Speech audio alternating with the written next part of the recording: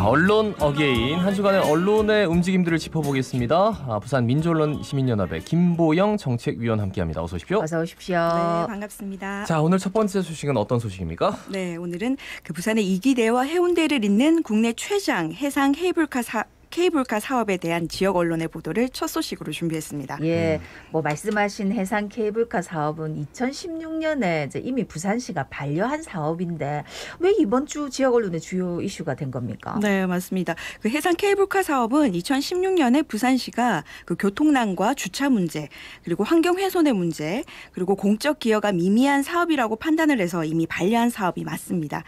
그런데 해상 케이블카의 추진 사업자인 부산 블루코스트가 5월 11일에 부산시에 사업 수정안을 다시 제출하면서 지역의 주요 현안으로 떠올랐고요. 지역 언론들도 일제히 보도했습니다. 보도의 초점은 부산 블루코스트가 제시한 사업의 수정 지점에 주목을 했는데요. 네네. 보도의 강도는 언론사별로 조금씩 차이를 보였습니다. 그러니까 이전에 교통과 환경 훼손, 주차 문제 이런 것들을 좀 개선해서 사업 제안서를 제출했는데 그 수정안에 대해서 지역 언론들이 여러 가지로 보도를 했더라고요. 어떻게 보도를 했는지요? 네, 국제신문과 KNN은 해상 케이블카 추진 사업자인 부산 블루코스트의 입장을 비교적 상세하게 전달한 모양새였습니다. 특히 국제신문이 이와 관련해서 가장 많은 기사를 실었는데요. 사업 수정안이 제출된 다음 날인 5월 12일 일면에 장기표류 부산 해상관광 케이블카 재추진이라는 메인 기사와 그리고 3면을 통으로 할애해서 해상 케이블카 사업 자체를 부산의 대표적인 장기 표류 사업이라고 규정을 하고 또 이를 해결하기 위해서 부산 블루코스트가 파격적인 수정안을 내렸다면서 상세히 전했습니다. 네. 내용을 살펴보면 그 교통난 해소를 위해서 주차 면수를 1097대에서 1972대로 100 가까이 늘렸고 그리고 환경 훼손을 줄이기 위해서 바다 위에 세워지는 해상타워를 6개에서 3개로 줄인다. 그리고 매출액의 3%에 해당되는 30억 원을 다양한 방법으로 기부하겠다는 수정 내용을 전하면서요. 경제적 파급 효과와 그리고 부산의 관광업계 그리고 정치권의 긍정적인 입장을 전하기도 했습니다.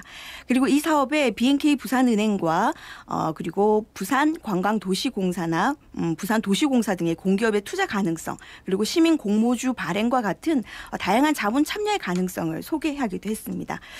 이 사업 자체에 대한 정보를 자세히 전하는 것이 특별히 문제가 될 수는 없는데요.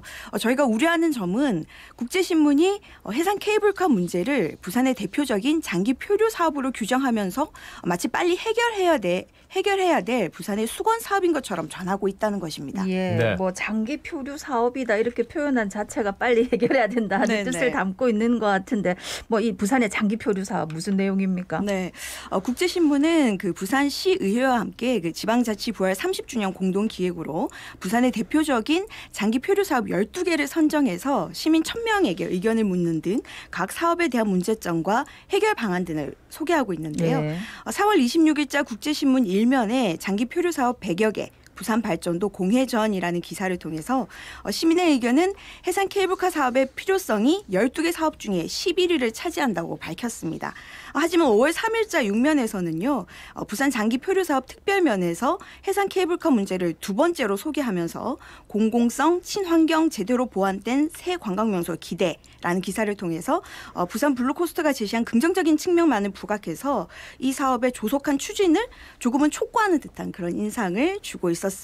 예, 뭔가 이건 돼야 된다라는 그러니까. 쪽으로 자꾸 이렇게 좀 몰아가지 않았나라는 네, 것에 네, 대한 네. 의문점에 대해서 짚어주셨는데 분명히 사업자가 수정 제시한 내용에 대해서 비판점에 대해서 요목조목 짚은 언론사도 있을 거 아닙니까? 네, 소개해 맞습니다. 주실까요? 네네. 앞서 말한 국제신문과 KNN은 사업자 측의 내용을 상세하게 전하긴 했지만 예. 좀 시민사회의 반대의 목소리는 비교적 적은 분량으로 소개를 했습니다. 반면에 부산일보와 부산 MBC는 그 해상 케이블카 수정안을 자세히 전하기도 했지만 이와 관련된 찬반 논란이 불가피할 것이라고 전망하면서 우려 지점도 자세히 전했는데요.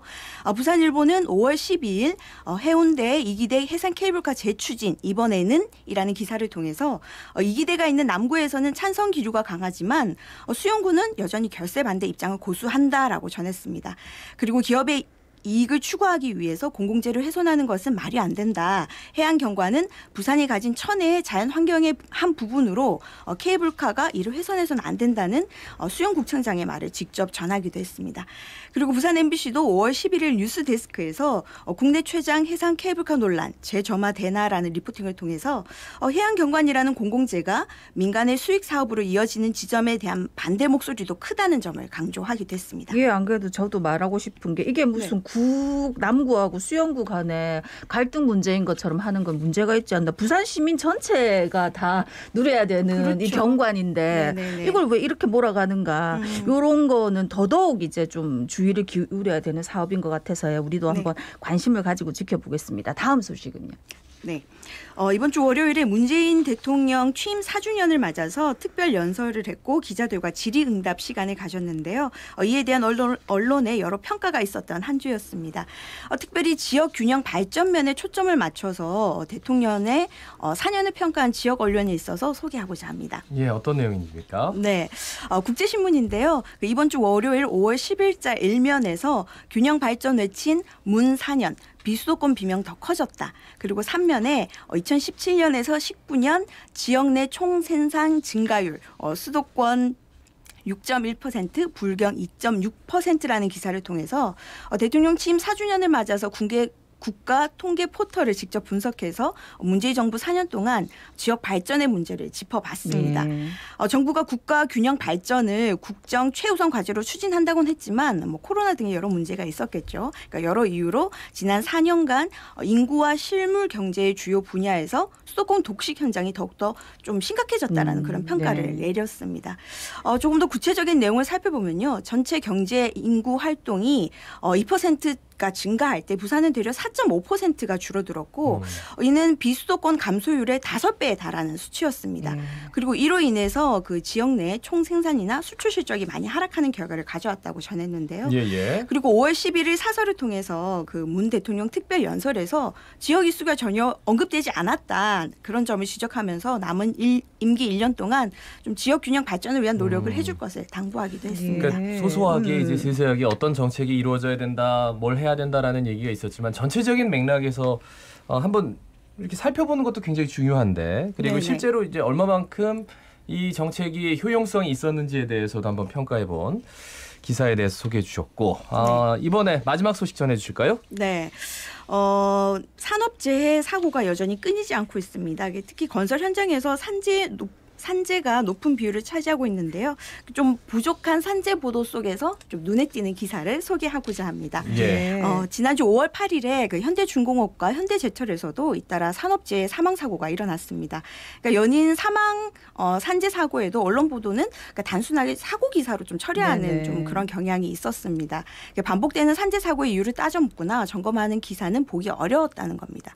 그러니까 오히려 기업의 시각으로 산재를 바라본 언론들도 있었는데요. 물론 지역 언론은 아닙니다만 동아일보의 경우는 5월 6일자에서 수칙 다 지키면 공사기간 못 맞춰 중대재해법 대비 버거운 중소라는 기사를 통해서 건설 현장을 사례로 산업안전정책 보완을 촉구하는 보도임에도 노동자로 인해서 발생하는 사고에 대응하는 것은 불가능하다며 노동자의 책임을 부각하는 기업의 시각을 담고 있었습니다.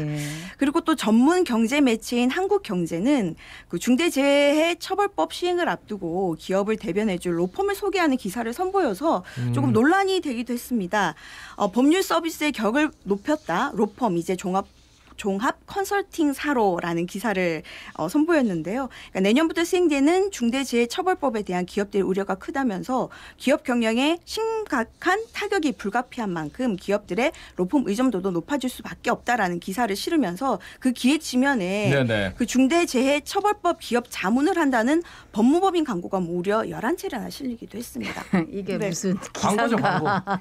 광고네 광고 그러니까. 진짜로 요즘은 신문 보다가 전면 광고 그거 안 봐가지고 마치 기사처럼 해놓은 게 있는데 그러니까 기사도 진짜. 해놓고 옆에다 전면 광고도 실은 거잖아요. 네. 아니 먹고 살라고 일하러 간 현장에서 사람이 죽어 나가는데 아니 기사 제목도 무슨 수칙 다 지키면 공사 기간 못 지켜라니 이게 무슨 말도 안 되는 제목입니까? 네. 정말 아쉬운데 지역 언론은 이 산재에 대해서 어떻게 보도하고 있습니까? 네, 그 연초에 그 동국제강에서 산재 사망 사고가 연이어 발생하기도 했고, 그 최근에도 건설 현장에서 추락사 등이 계속 발생하고 있지만 조금은 주요하게 다루어지지 않고 있습니다. 네. 또 더 부족한 지점은 그 사고에 대한 책임 소재나 처벌 결과에 대한 부도는 더욱더 부족한 그런 상황입니다. 예. 그래서 이런 와중에 5월 12일에 보도된 부산 MBC의 그 추락사 이후 1년 6개월 증거 찾는 유족들이라는 뉴스가 조금 눈에 띄었습니다. 2019년 10월에 그 남구 경동건설 아파트 공사장에서 하청업체 작업자로 일하던 정순규 씨가 추락사했는데요. 그 추락 사고를 막을 안전 그물망 그리고 안전 고리도 없었다고 합니다.